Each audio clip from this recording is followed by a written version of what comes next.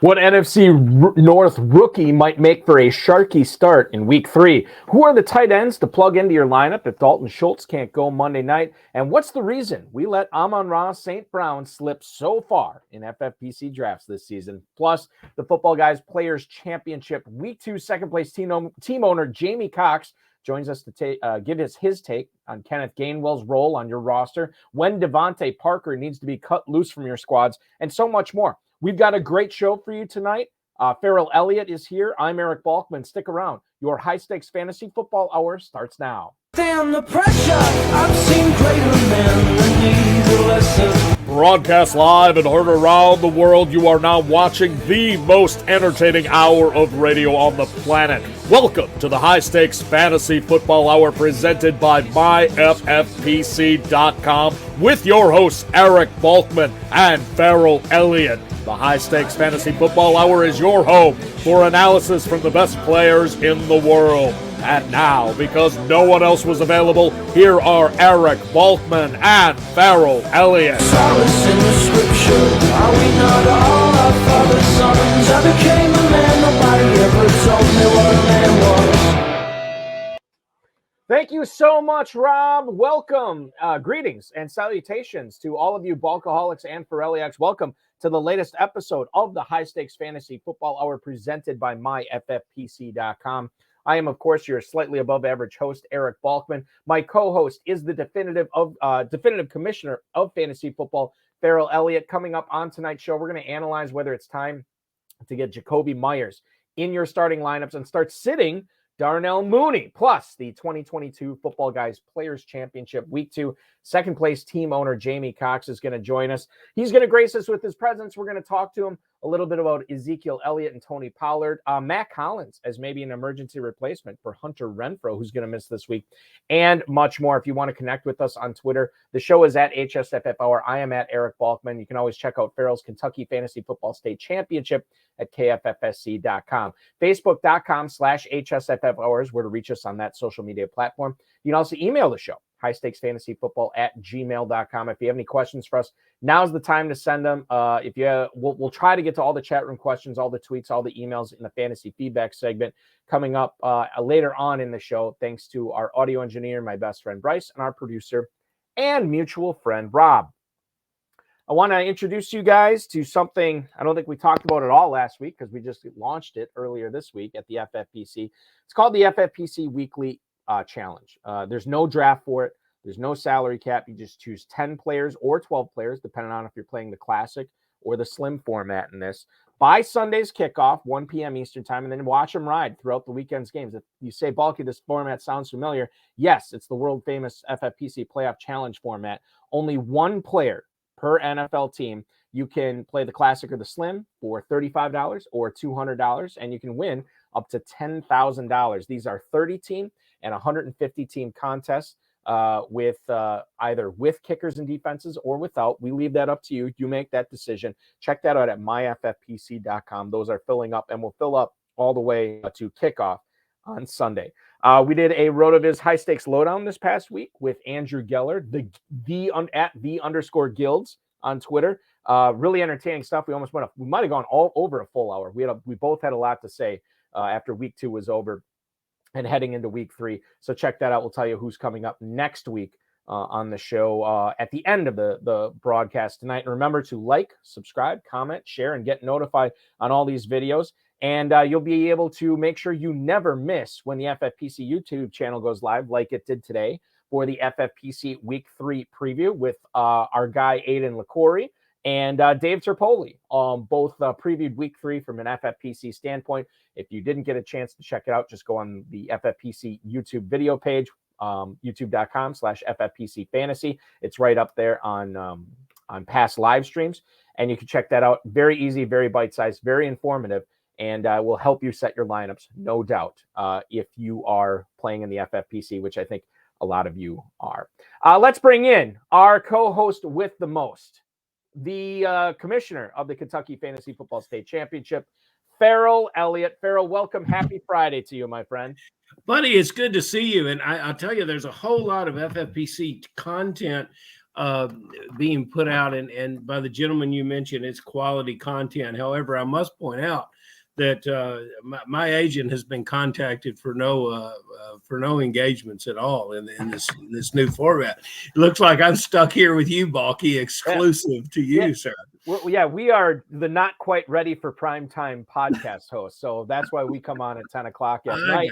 And those guys are winning all the daytime Emmys for the podcast. Well, I tell you what we do have is the best damn guest. That's what we have. How about that? Kentucky royalty. We have the guest. Yeah, and we got one tonight.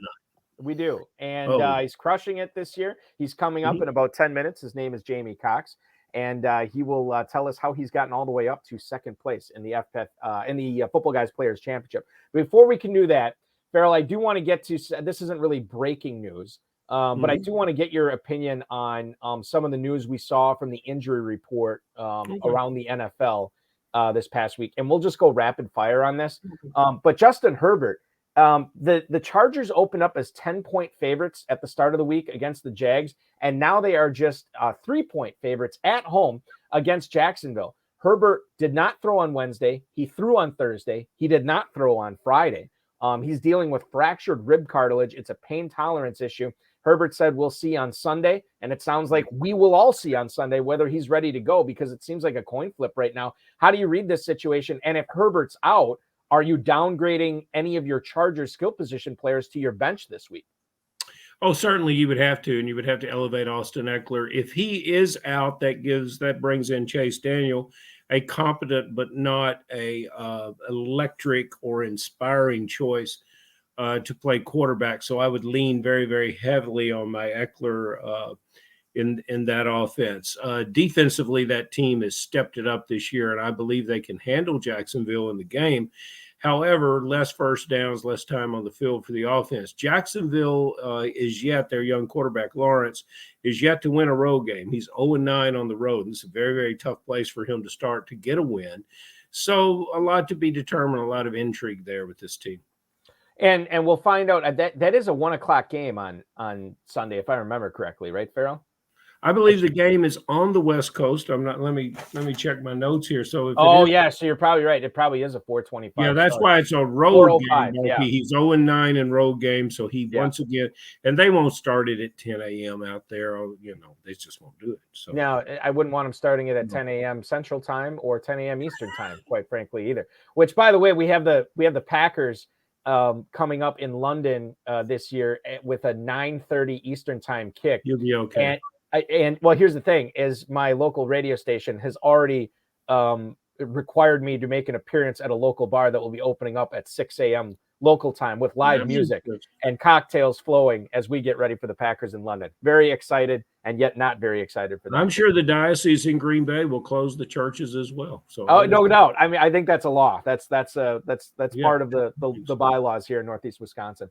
Josh Jacobs, what do you make of this? He didn't travel with the team to Nashville. He has an illness. He's listed as questionable. Obviously, the Raiders could still fly him over later. But Farrell, what's your read against this? Because now we're looking at Brandon Bolden, maybe Zamir White in a good spot start here in Tennessee for your Las Vegas Raiders. And many of the people that drafted Jacobs also snagged White. And so if they did, it's a player to get in the lineup.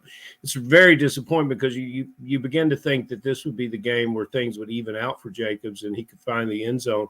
This is a disappointing situation, especially with what's going on in their wide receiver core as well. I think that if you have Zamir White, you're playing him, obviously, if Jacobs out. The question is, if Jacobs is active, what kind of a snap share would there be? And I'm not messing around with Zamir White at that point. Many of the players after August 1st drafted Josh Jacobs as their number 3 running back. So considering that they're healthy in other places, they should be okay with Jacobs on the bench and no White in the lineup. The other guys that may have a different mix may have different decisions to make. George Kittle was not even on the final injury report for the Niners. We're starting him on Sunday night. So thrilled that I waited for George Kittle on Sunday Night Football rather than start David Njoku last night. That was another genius decision by the Balkmeister. But I digress. Nobody wants to hear about that. I do. I'm very interested in your stuff. I think the rest of it, I think the rest of it we will get into. Oh, are you concerned with TJ Hawkinson with this hip injury? He got in 3 limited practices. I'm starting him. I think he's going to be good to go. The total on the game's like 52.5. So Hawkinson's been playing like he's compromised somewhat physically or the odd man out in the offense since the season started. I would be curious to know how long he's been nursing this. Did he aggravate it? Is it a new injury? I don't have. I have Hawkinson on one team, and it is a Sunday head scratcher all day. Mm-hmm. What about Jerry Judy in that Sunday night game? He got in a practice today, but the beat reporter said it was just sort of stretching the individual drills. Is he worth the wait on Sunday Night Football? I know it's kind of roster dependent, but what's your feeling on Judy right now? You have to be patient, and many of the drafters did stack multiple Denver receivers, and the receiver that will emerge in this game is Hamler, and I expect Hamler to get the opportunity and run with it in this game. And Denver's got a lot more problems than just which wide receiver lineup.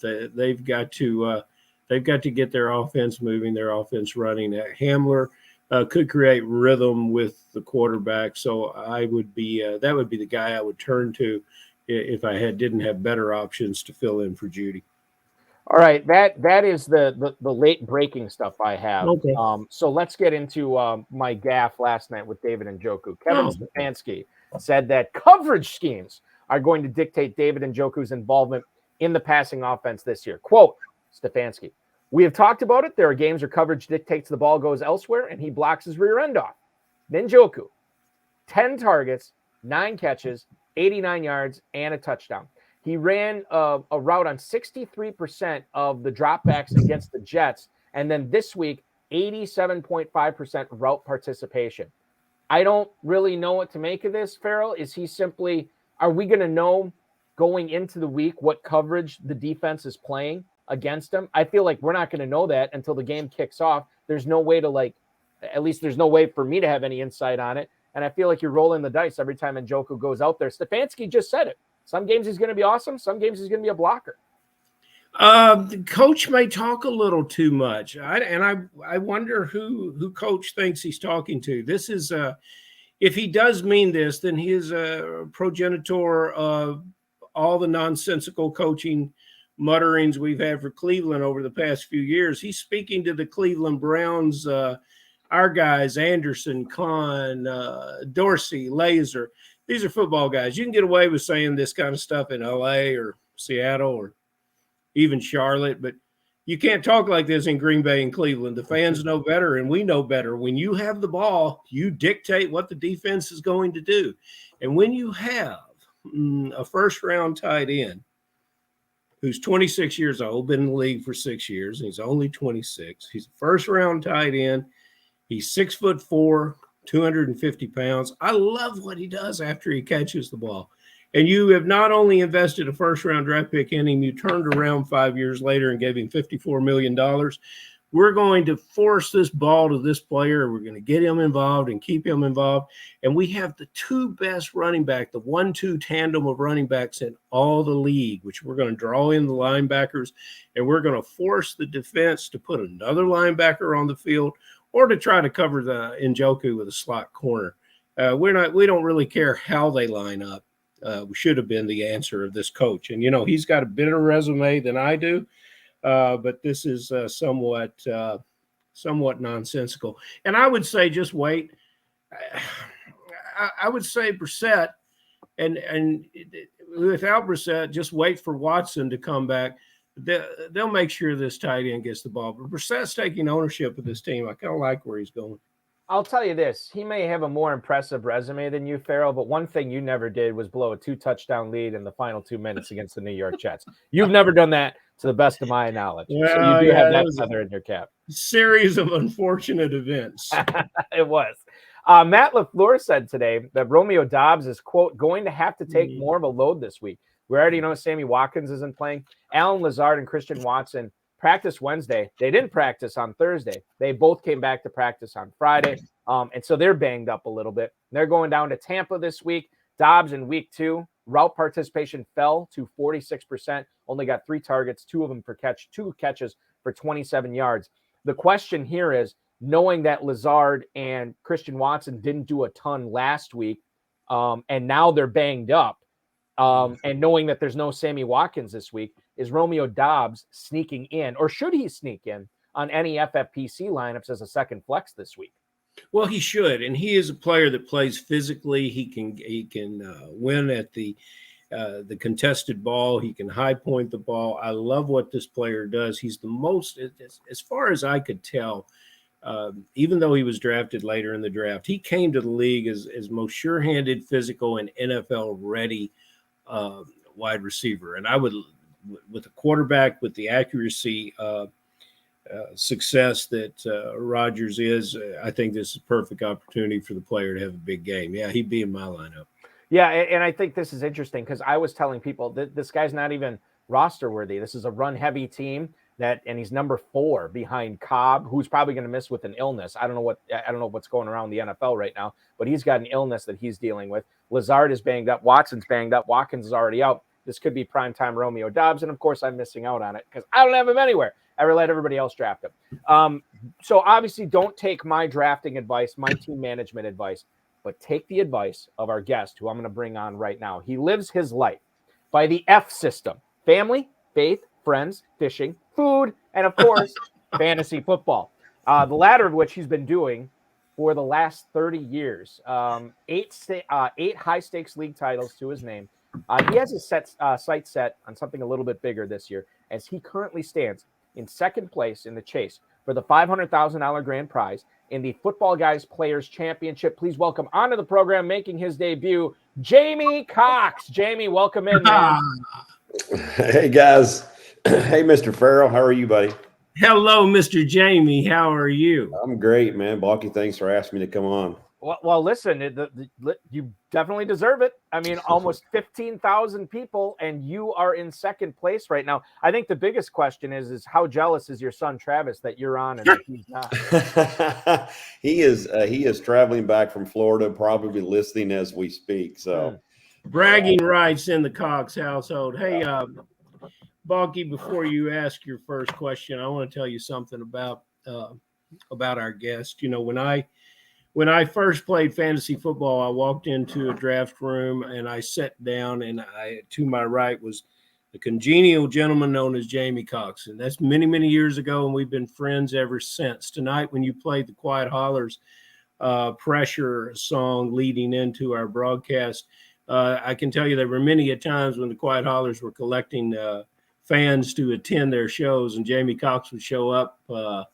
and bring a crew with him. And he's whenever needed, I call upon Jamey Cox, and he always answers that call. He's a great contributor to our fantasy football culture, and just an all-around great guy. And I'm honored that he is on the show, and I'm even more thrilled that I can call him a friend. And you know what? I even have a head-to-head matchup against him in the main event this week. And I'm going to send him back to concentrating on his Footballguys team. I appreciate that, Carl. Jamey, we already mentioned Travis. When you are not this close to winning $500,000 in the Footballguys Players Championship, you and your son have quite the business going on, don't you? Yeah, we have we have a lot of things going, and we're very blessed and fortunate to be in an industry that we've kind of really just spread out and done some different things and continue to do so. And we're really, proud of what we've been able to accomplish and work hard to help people. And it's really rewarded us. And I think it's important that if you are looking for any place in the Western Kentucky area to hang out in, not Western Kentucky. No, we're in Louisville, Balky. We're in Louisville. It's straight down 65. So you leave Wisconsin, Balky, and you drive straight. You don't go east, you go straight south. To be honest with you guys, I'm a math guy, not a geography guy. So this is gotcha. But that is where you are the person to talk to, not only about that, but of course about loading up on bills, Farrell. Buddy, And I mean, I'm not talking about invoices. I'm talking about Buffalo Bills on your fantasy rosters. Just to clarify. I did. Well, he always picks up the Bills. Another reason that he's truly loved. You stacked Buffalo Bills. How genius you were to do this. I went into a lot of football guys, and I asked when people draft a stack, especially when it's successful. I always ask the same question. Is it intentional? Did you start saying, I'm going to go in and get all these Bills players? Or is it something that just sort of comes to you in the draft? I have a draft where I ended up with 11 of the players being Jaguar and Raiders. And you know what? So far, it's working. I think you're always going to be in good shape with Buffalo Bills, and how thrilled you must be going forward with this team. It's Diggs, it's Allen, it's Singletary, it's the kicker, it's the defense. Was it purposeful? Is that something you try to do throughout your Football Guys teams? Well, what I've done when I get Diggs, or if I get Chase, I want to match the quarterback up if I can. Allen is a little different than some of the other combos because you have to spend the third round pick on him, and so there's a couple times that I got Diggs, and I made sure I tried to get Allen.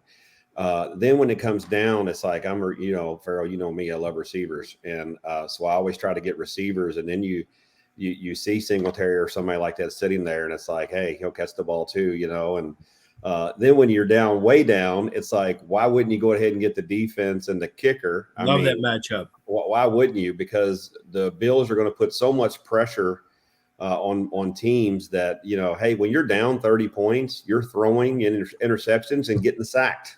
So it was intentional, and I tried to do that a couple of times. I didn't do it as well every time as I did in that particular team, but it is intentional. I always like having defenses on high scoring teams. I got the Eagles a lot everywhere because they're going to put up a lot of points, and I played the Chiefs in the past and all that. So it's very intentional all the way down to the defense.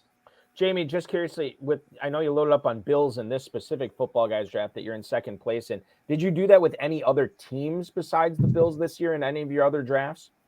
I have built a couple of teams where I had Bills, and then I have a couple of teams where I have a lot of teams where I have Bengals. I'm a Bengals fan. Okay. So you load up on the Bengals. I've also did the same thing with whenever I get Jefferson, I get Irv Smith, and I get Cousins. So I do that as well. So that team is currently not second. That team's not second. It's like third or fourth, somewhere around there. But that team will get right this week because I think our Vikings are going to get right this week. So I think so too. And I think that's going to be a fun game to watch. And speaking of that game, that I think is going to be a shootout between the Vikings and the Lions. Amon-Ra St. Brown to Jamey Cox in the 6th round. Now, this isn't. It's kind of an outlier, but not really, because this guy obviously went way lower than what his production has dictated so far. What did we, as FFPC, as KFFSC, as Football Guys drafters, what did we miss on with Amon-Ra St. Brown this year, and how can we avoid doing this again? Well, I think he had a strong, second half of the season. The last 6 games, he put up a lot of points because of injuries. Swift was out. All the receivers were hurt, and he got peppered with targets. And they signed, DJ Shark this year. Swift's back. It's so. I think it was like, was that what the norm's going to be, or was that out of a reaction of there just was nobody else to throw the ball to? So I think that's a combination of that. And then he's not a great big guy. He's all that. So it's like, how much and Goff ain't a great quarterback. I mean, I'm not trying to talk about bad quarterbacks in this league, but so you can see where somebody like that would go under the radar a little bit, and he fell, and I couldn't believe it when in the 6th, I was like, there is no way he comes to me, and I jumped on it, of course. I added St. Brown everywhere I could. I finally the Gospel of St. Brown was read to me by my beloved cousin Stacy Perez, and finally she just sort of shook a little faith into me, and thank goodness I took it and followed him in the drafts where I could be more like Jamey Cox. I was a lot like Jamey Cox also in choosing Dak Prescott. And you you just got to love Jerry Jones. As soon as the Dak injury and Jerry Jones comes on camera, and it's like we've called the priest and we're having last rites and everything's over with. And the next day I said, well, I got to start looking at the fact that I'm going to have to release Dak Prescott. And then there was a miraculously healing Dak Prescott. And so he's on all my teams. I'm hoping that he comes back ready to play with no ill effects and falls back into a Dallas offense that really is clicking. And Jamey, what's your thoughts? Did you ever think about making a move at quarterback? Because there's some good ones out there. Yeah. There's some scoring quarterbacks that went undrafted. I've got a couple of Dak teams with 3 quarterbacks on them now. What's been your move? I have not cut Dak, and the reason I did not go into the fantasy football year thinking I cannot wait to draft Dak Prescott, but my strategy is always, usually if I don't get Allen early in a few of them, I'm going all the way down to the 12th round, and Dak just kept falling and kept falling and kept falling. So Cousins and Dak's on a lot of my teams. That said, everybody else had all those better quarterbacks. So all you can do is go out and grab a Marcus Mariota or somebody off the waiver wire to help that. But Dak's playoff schedule is not bad if he does come back. So I'm just kind of waiting to see. I mean, if you draft that late, the better ones are gone. So, yeah. Mariota and Jared Goff were my Prescott replacements, and Matt Ryan. But we're moving on from him because I think everybody should be after that Jacksonville debacle. Jamey, I'm just looking at your draft when we talk about Amon-Ra St. Brown, and you're saying, well, there's no way he comes back to me at the 603. You took Judy in the 5th round, and then team 11. So you had 2 teams that you had to avoid them picking Amon-Ra St. Brown. Team 11 went with TJ Hawkinson and Rashad Bateman. Okay, yeah, I mean, Hawkinson's not been great, but Bateman's made a few plays so far. But, man, Team 12, they passed on Amon-Ra St. Brown on both their picks to take Darnell Mooney and Elijah Mitchell. And then I'm telling you, this is how razor thin sometimes this competition is, because that guy has just got to be kicking himself. No doubt about it. He took 6 players not named Amon-Ra St. Brown, including Mooney and Mitchell at the turn there. Okay. And Balky, let me add something real quick if you don't mind. Go ahead. One of the keys to that team so far is I drafted all the football guys way early in August. And then I didn't draft again until we drafted live in Vegas. It's interesting, the contrast, because Judy's stock was higher, then it went down, the Sutton's went up, and then Amon's went up. And so it's interesting when you guys have all these leagues available. It's fun to see what you can do early, because you can get some values like that if you draft early. This team was drafted 25 days, I want to say, if my math's right. I am a math guy, not a geography guy.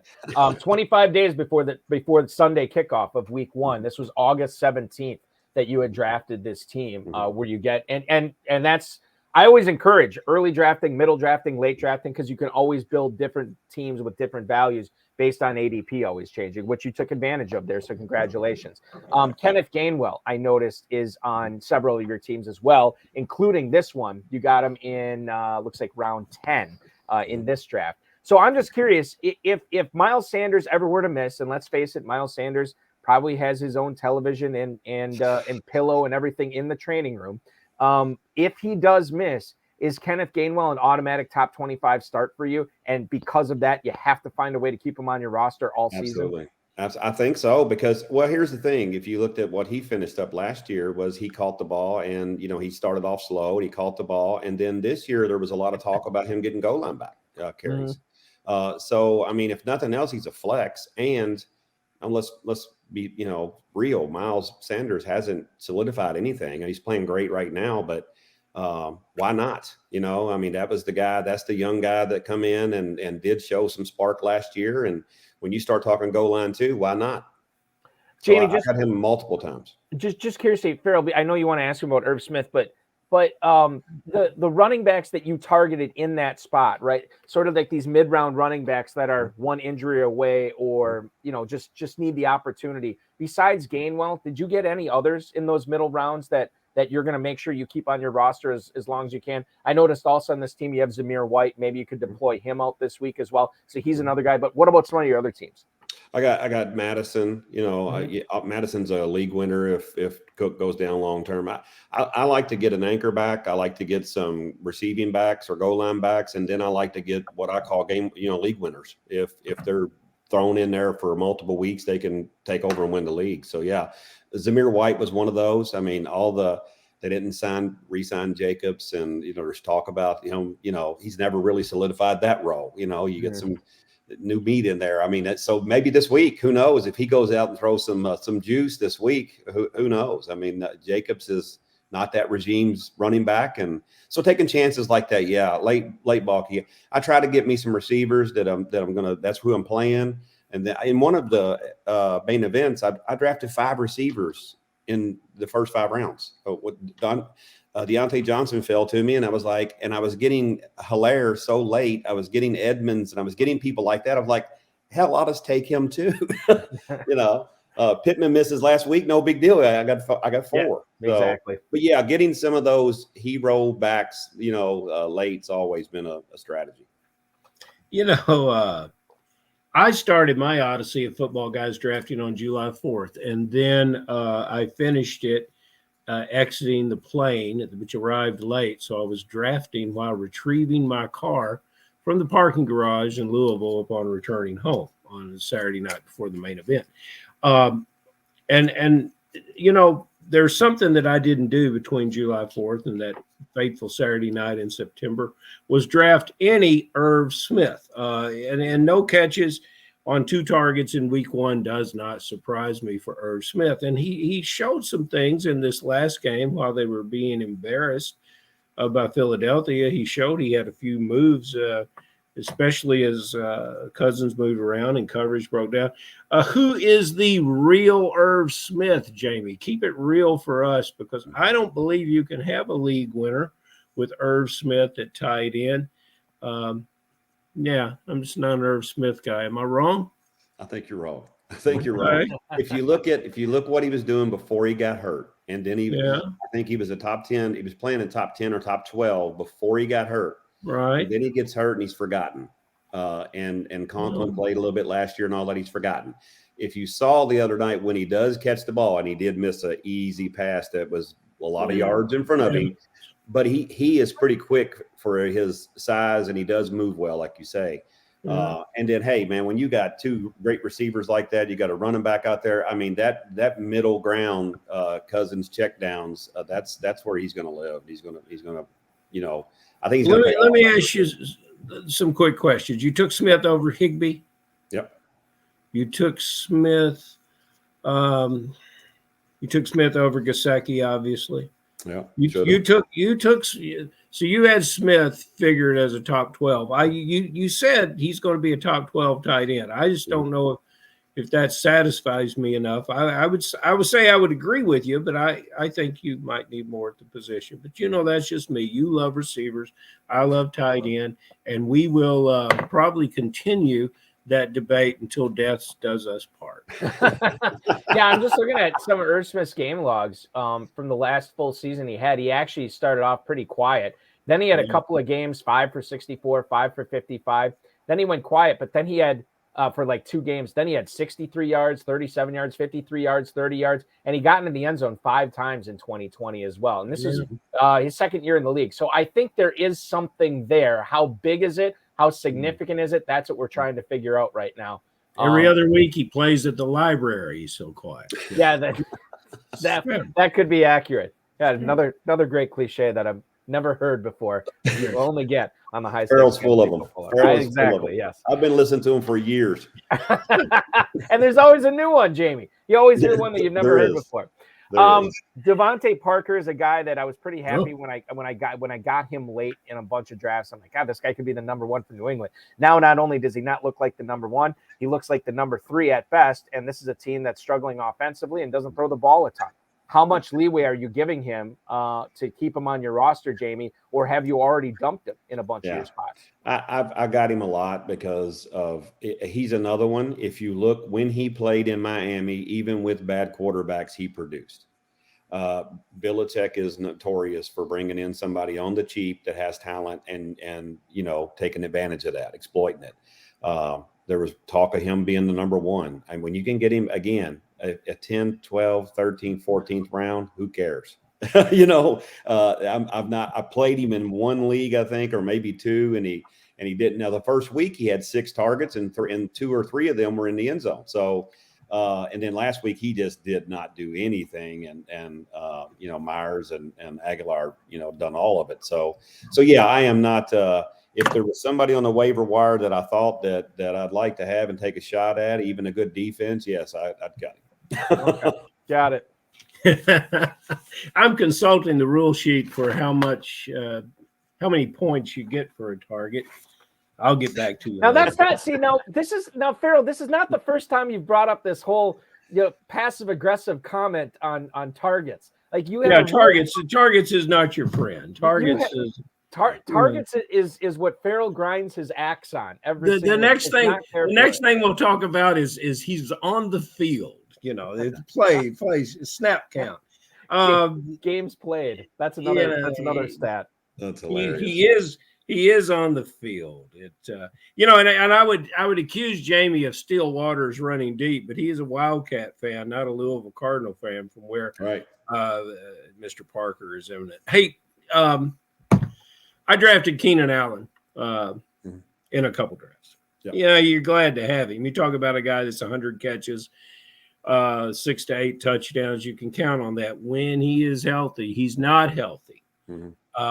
With the quarterback talent, whoever steps in for him, you can believe in. Palmer, I think, has a role when Allen is not playing. Carter even has a role, and he's worked hard to get it. But let's focus on Palmer because that's where everyone spent their draft capital. Would you move him in front of guys that you would typically play because Allen is not there this weekend? Well, if Herbert's playing, it sounds like Herbert might not play. So if Herbert's not playing, I ain't playing Palmer or anybody. No. So, you'll still play Eckler though, right?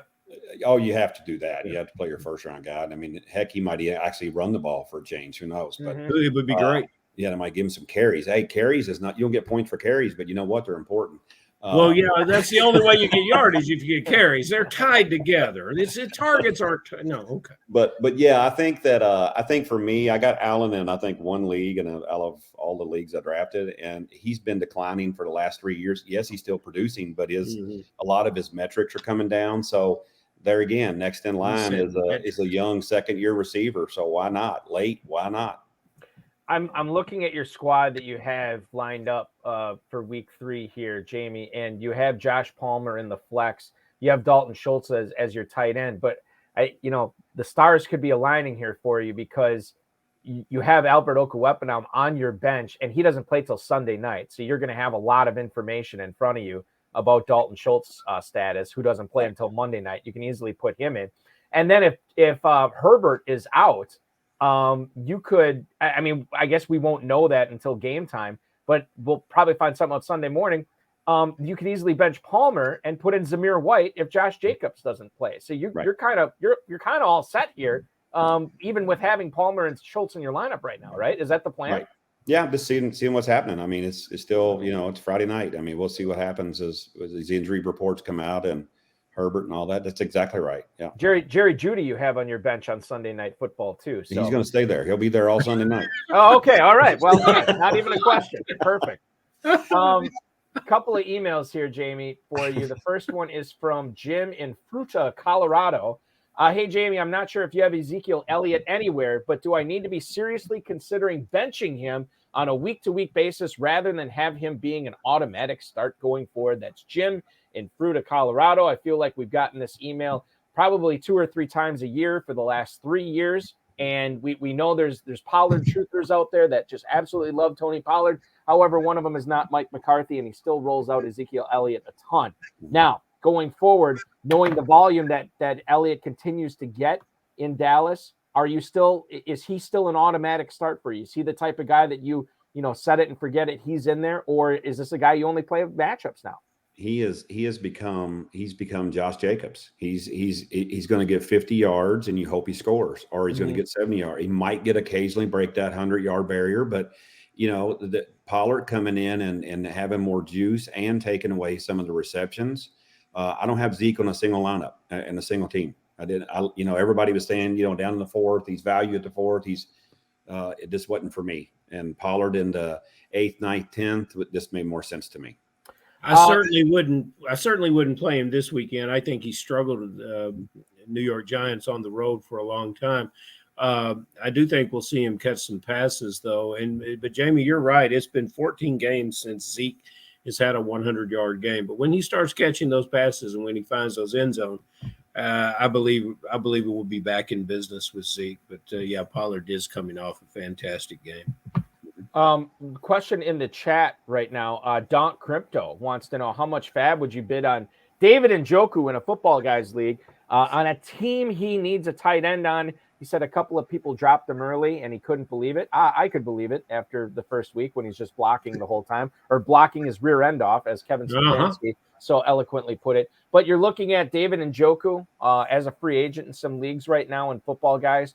If you need a tight end, you probably got to go pretty heavy on him, Jamey, right? Oh, you'd probably, 25% of your fab or something, or, And I don't even know if you get him at that point after this I don't know week. if you get him. I mean, that's a minimum. I mean, you're going to have to throw a couple of $100 out there of your fab, but I'm not, I don't know. I mean, if you totally need it, then yeah. But I'm like Farrell. I think that Brissett's going to, do some things and he's okay. But man, if Watson comes back, he's going to be a lot more valuable. But he has to keep doing what he's doing too. He's another one. The tight end position, as we know, if you don't have Kelsey or Andrews or something, I mean, it's week to week and it's big games and lack of production for it. So, but yeah, I would probably think the minimum is going to be 25% of your fab.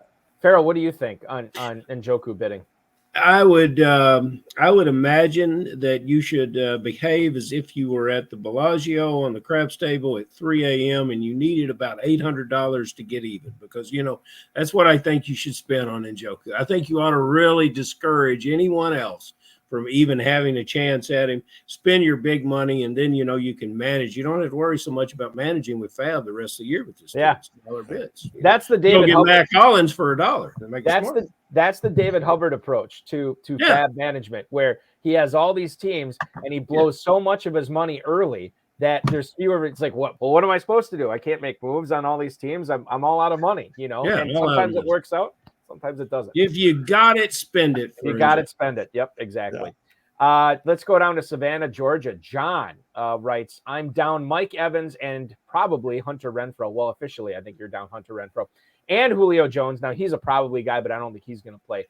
Is Mac Hollins worth a pickup and a start on Sunday? Thanks, Jamey. That's John in Savannah, Georgia. Okay, so clearly this dude is down, probably his number 1 or 2 receiver, probably his 4 receiver, and I'm guessing his 5th or 6th receiver. Mac Hollins, are you starting him given? And you think about what he did in that last game with all those targets he got. I don't know if Devonte Adams is as quiet as a library football player, as I think I got that analogy right that Farrell had before.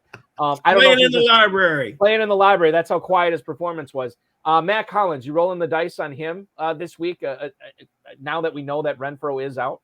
Yeah, I don't think that's a bad play. I don't think that's a bad play at all. I think and there's probably some others out there that you can pick up on the waiver wire. But if that's who you got on your bench and you got them injuries, absolutely. Farrell, you're the Raiders expert here. Mac Hollins is a second flex. Well, I got to give a shout out to our boy Travis Cox, because we'll be watching games together over the last few years, and Travis will say, "Hey, that's my guy." I said, "No, that's Mac Hollins." Travis, who is Mac Hollins?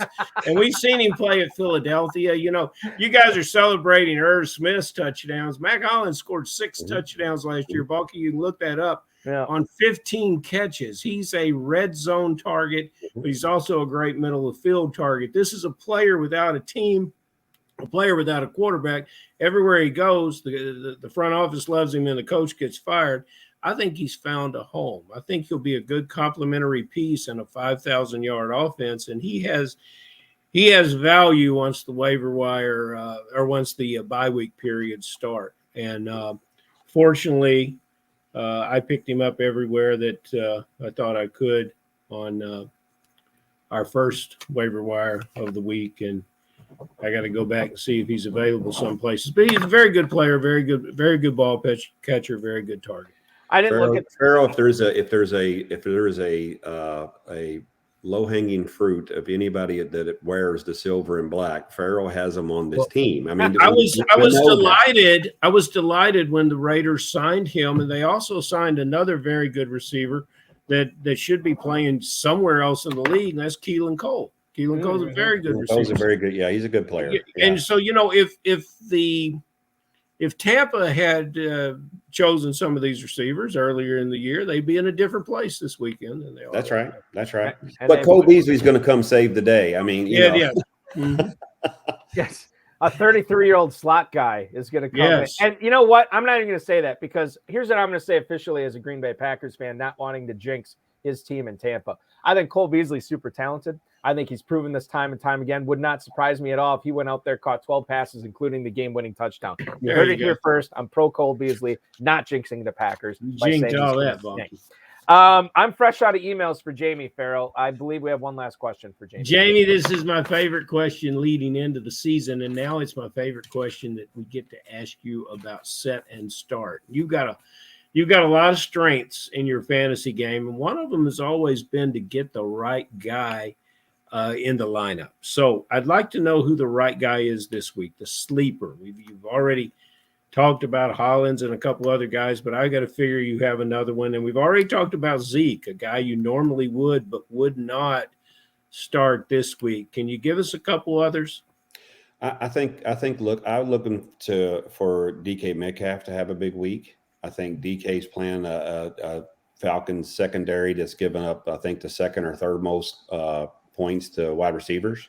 Mm-hmm. And I think he's really connected, with Smith, and I think that's going to be a good one. I think Zamir White. I mean, it looks to me like the 45-year-old Bowden will be the receiving back, and White's going to have a chance. I mean, he's going to have he's going to at least get some run.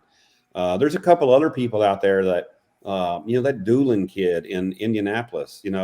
That kid is he was undrafted, but he's a man child. I mean, he's big and he's fast, and so there's a lot of places like that you can go, especially coming up soon now with the bye weeks and all that. There's still talent out there. I mean, there's always going to be, you always got to play that waiver wire and always got to know what's out there and scour that waiver wire. But I would say those. I think Zamir White and Metcalf, they'll probably be in my lineups. Metcalf usually is, but I did bench Metcalf last week. So. Well, the interesting thing about Metcalf, and I don't think we brought this up, is Pete Carroll said earlier this week that kind of unprompted a little bit too in the press conference, is like, we need to get DK Metcalf more involved downfield. And he said downfield because I feel like Geno Smith, I don't know if you guys have noticed this, but his completion percentage is like 170%. It's insane. He's completing passes he's not even throwing right now. But part of the reason for that is because he's getting DK Metcalf on these little dink and dunks, which is fine. It'll move the chains. But this guy's a supreme talent, and he needs to be getting the ball downfield. And I think you're right, Jamey. I think this is a week where they do make a proactive attempt to try to pump the ball downfield for him. And instead of getting 7 for 40, maybe he has something like 6 for 110 and 2 touchdowns or something this week. Not predicting that, but it's well within the realm of possibilities. Is there any player that is a highly drafted player or highly ranked player that you're kind of bearish on this week, that maybe you're still starting, but you're lowering expectations on him? We don't know what's going to happen with like Pittman coming back and Chiefs are coming to town. We don't know what's going to happen there. You have to play him. I mean, he's coming, but look at Farrell's looking like, why are you talking about Pittman? He's another one. But honestly, this Doolin kid on the other side, if they're going to ease Pittman back or something, I just don't know. I don't know how that's going to play out. And what he's saying to you, Balky, is Ezekiel Elliott is on a very lonely island. Yeah. Now that makes sense. Just real quick, Jamey, I know that was supposed to be your last question, but Hudson Kern-Reeve just brought this up in the chat, and I think this is worth talking about because I don't think we have yet.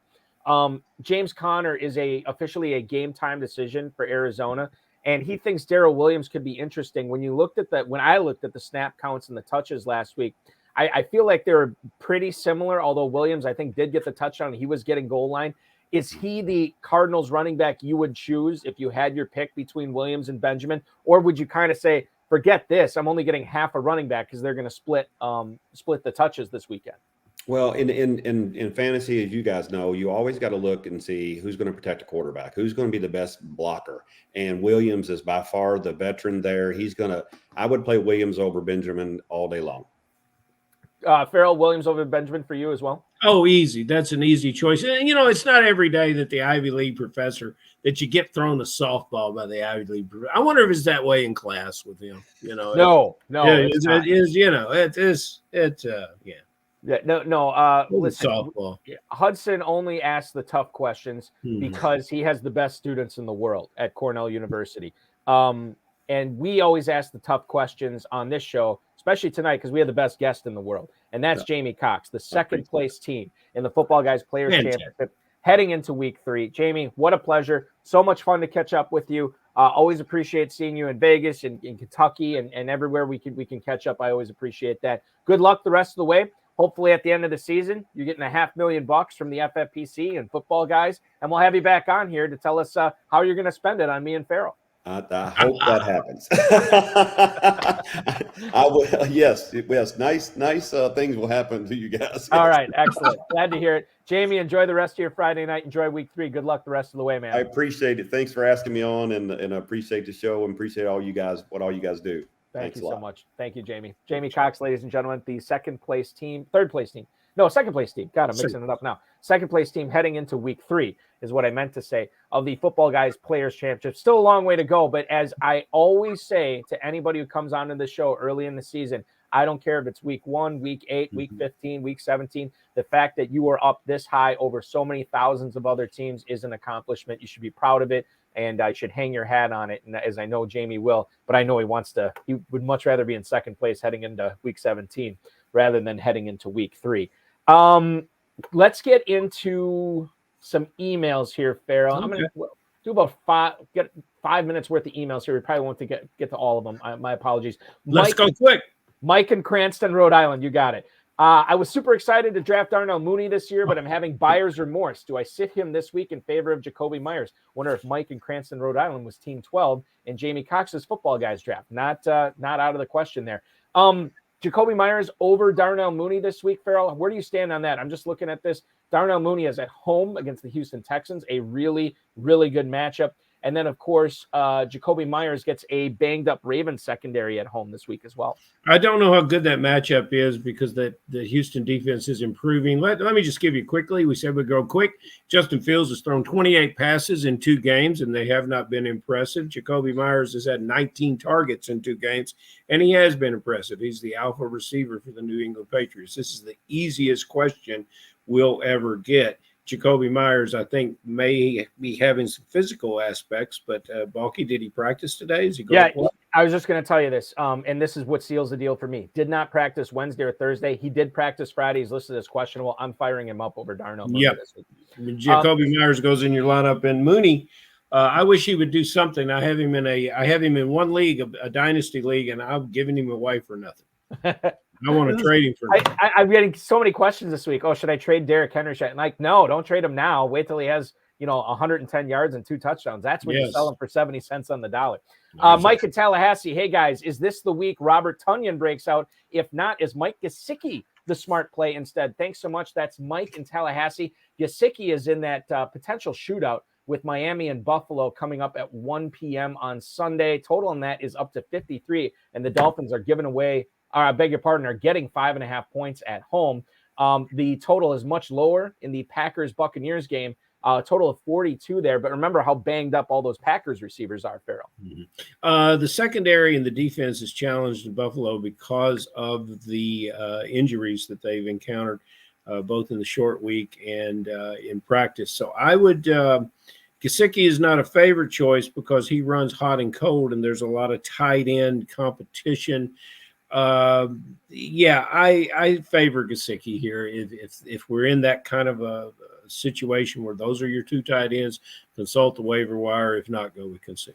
Yeah, I mean, and I don't know who's going to be out there in your waiver wire, but I'm not a huge Gesicki guy normally, like you are, Farrell. But I look at the total, I look at what he did last week, and it probably wouldn't take many more than a few plays to get him over what Robert Tunyon's going to do this week. So I'm going to lean towards Gesicki here as well. Dear Farrell and Balky, I know he's been more a hiss. I know he's been more a miss than a hit. So would you roll the dice and start Devonte Smith over Jeff Wilson in week 3? That's Eddie in Abington, Illinois.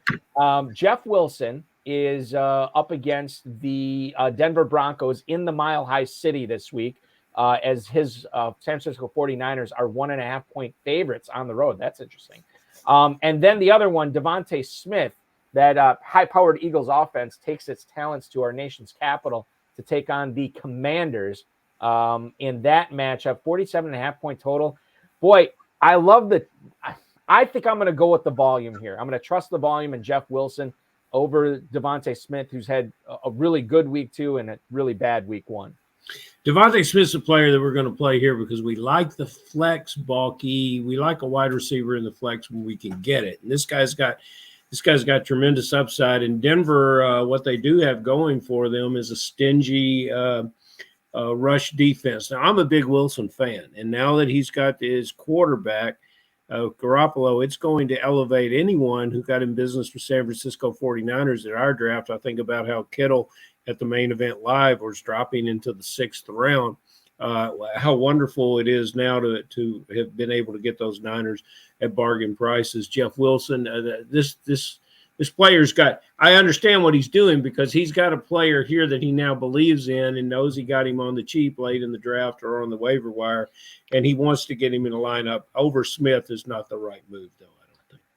We had a question earlier in the YouTube chat, and I said we would get to it. Hudson Kern-Reeve, the professor, asks, Tua Tagovailoa, a QB1 in FFPC now? Let's take it a step further, thanks to Chuck in Raleigh's email.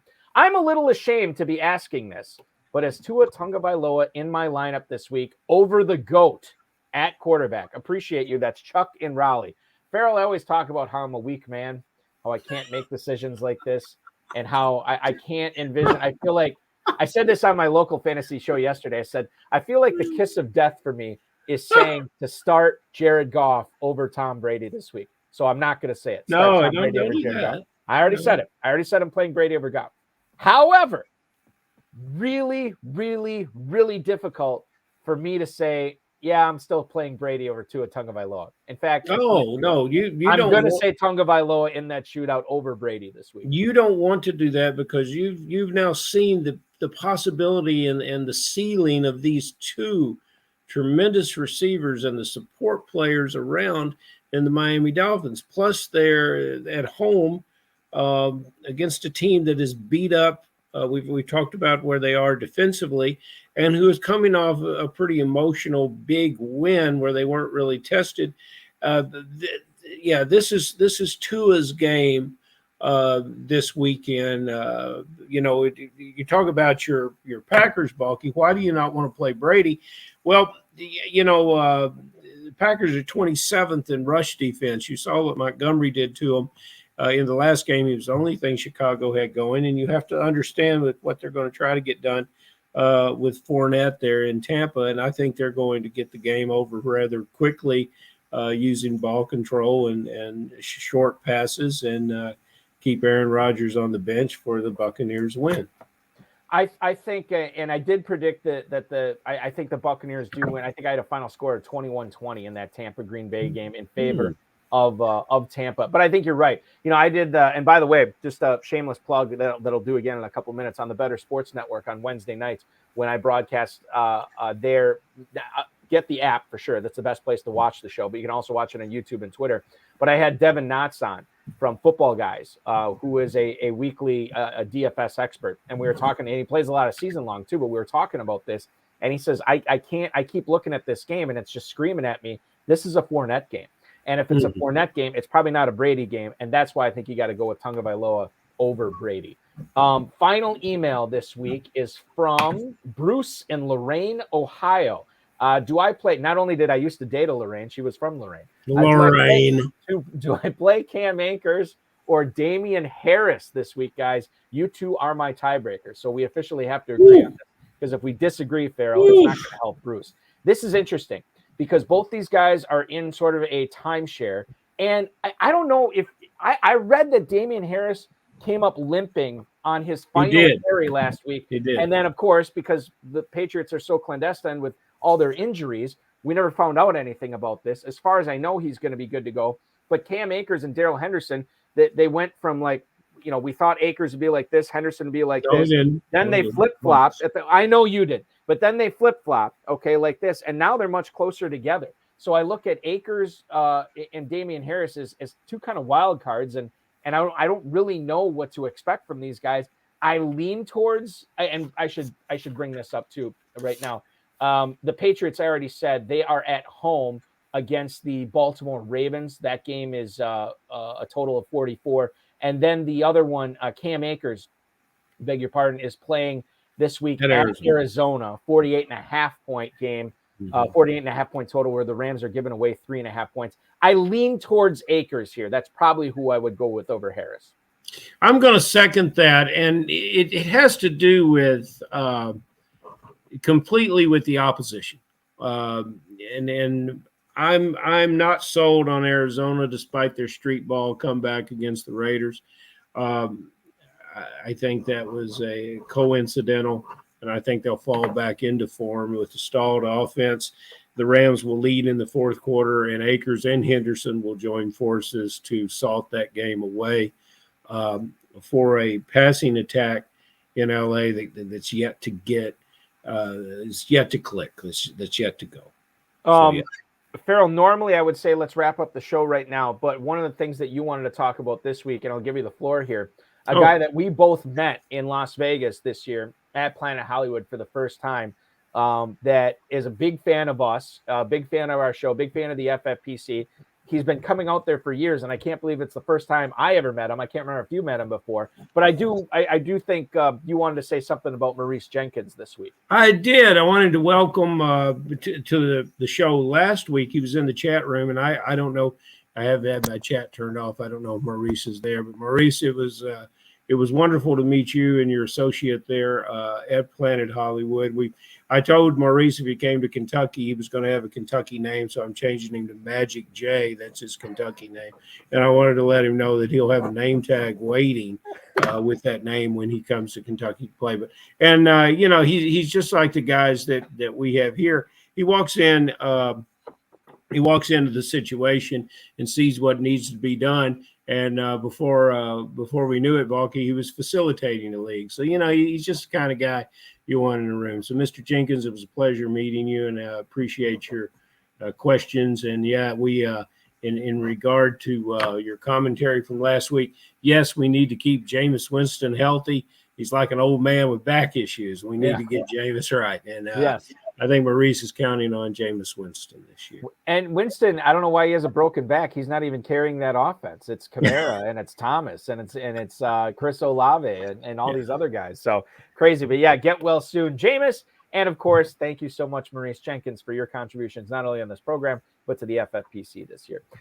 Farrell, it was always a pleasure with you. We will do this again next Friday. Check out the KFFSC, kffsc.com. Be good, man. We'll do this again at 10 o'clock. Week from today. I'll be looking forward to it, Balky. You try to save up some energy for me now with your broadcast on Wednesday night on the Better Sports Network. I didn't have much to do on Wednesday night, but Bobcat is working that night, and so that's all I'm saying. Well, I have a feeling Farrell I'm Elliott wake my agent up and see why I can't get one of these gigs. Farrell Elliott might be making an appearance on the High Stakes Fantasy Football Show Wednesday nights coming up. So see, I don't even need an agent. I got the deal done. You already got it. It's fantastic. It's not what you know, it's who you know, and there's the best person for it, which is people will be deleting that app real soon. Thank you, Balky. It was a pleasure. Thank you, Farrell. Have a good weekend, man. Farrell Elliott, the commissioner of the Kentucky Fantasy Football State Championship. I want to thank him. I want to thank Jamie Cox. I want to thank the FFPC, Rob Bryson, of course, each and every one of you for watching and listening this week. We will be back next Friday, as I said, 10/9 Central. We'll be joined by the FFPC main event, Week 2, third-place team owner, Greg Link. That name sounds familiar. He was the runner-up in the Super Bracket, I believe, 4 years ago. He's won several leagues in the FFPC since then, several high-stakes leagues. So it'll be interesting to pick his brain. We'll talk to Greg Link on next Friday. If you missed it, the RotoViz High Stakes Lowdown is available at rotoviz.com/podcast, as well as the video on the FFPC YouTube channel, which you're watching right now. Andrew Geller, the Guilds, came on. We talked a lot about what happened in Week 2 and what it means for Week 3. So give that a view if you have not yet. Speaking of the RotoViz High Stakes Lowdown, you get 2 episodes. That's right, a bonus episode next week. So first on Tuesday, we're going to go live at 9:30 Eastern time with Rob Vieira, an 18-time FFPC main event champion. I don't even know how many hundreds of leagues he's won in the FFPC, doing very well this year, battling through some injuries. We will have him on Tuesday. Then on Thursday night, I got to check my email here and make sure I got this right. Thursday night at 7, 6 Central, so we can get this on before the Thursday night game goes off, which is a big one. I think it's I'd have to look it up, but I remember seeing it and I was like, oh God, that's going to be a great game. It's the Bengals and somebody. My apologies. If anybody wants to help me out in the chat room, that'd be great.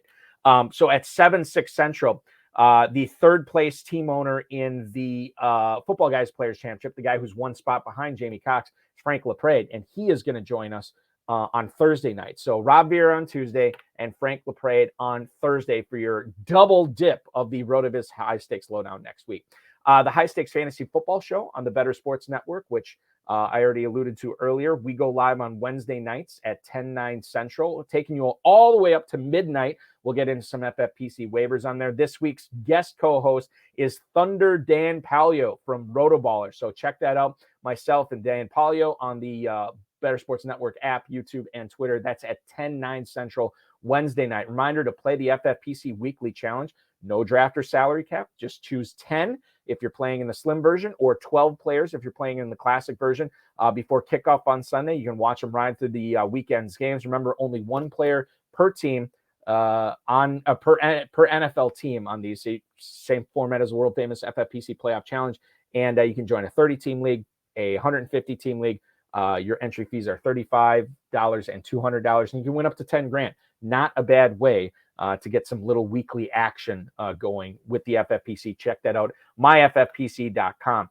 Remember to like, subscribe, comment, share, and get notified so you get not only the updates of who's going to be the next guest on the HSFF Hour as we go live at 10 o'clock Fridays, but when we go at live on usually Tuesdays for the RotoViz High Stakes Lowdown, you'll be notified of that. And remember, you always get notified when Aiden LaCorey and Dave Terpoli go live with their FFPC week preview show, where they analyze everything coming up in the week, help you set your lineups. That usually goes live late Friday mornings. And if you missed today's, check it out, FFPC YouTube channel. That's youtube.com/FFPC Fantasy. A lot of promotion there, but if you don't promote yourself, no one else will. Thank you so much for viewing, everybody, and listening. Your weekend officially starts now.